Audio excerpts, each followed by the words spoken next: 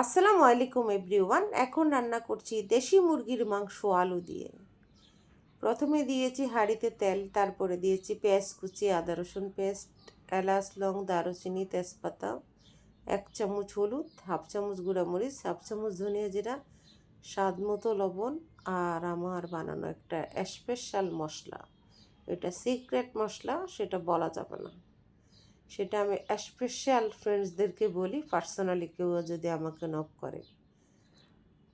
তারপর মাংসটা এখন কষানো হয়ে গিয়েছে। অন্যদিকে স্কিন ছাড়িয়ে আমি কিছু আলু কিউব কিউব করে কেটে নিয়েছি।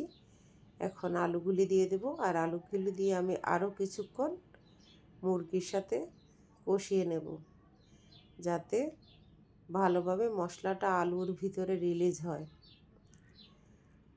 বন্ধুরা, সবসময় তোমরা একটা কথা বলো যে আপু আপনাকে লাইক করেছি, আপনি আমার পেজে ঘুরে আসবেন, আপনাকে কমেন্টস করেছি, আপনি কমেন্টস ব্যাক দেন। প্লিজ এটা বলবা না, এই জন্য বলবা না, এতে করে তোমার রিচ ডাউন হয়ে যাবে, প্লাস পাশাপাশি আমারও।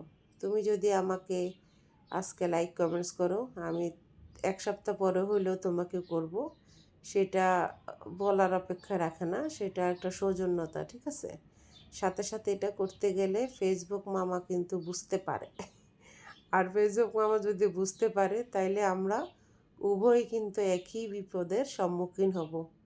মাংসটা কষানো হয়ে গিয়েছে, তারপরে দিয়ে দিয়েছি পরিমাণ মতো পানি। কিছু তেজপাতা ছিল, সেটা দেখতে ভাল লাগছিল না, তাই সেটা উঠিয়ে ফেলে দিয়েছি। সেটার কাজ শেষ, মাংস রান্না ডান।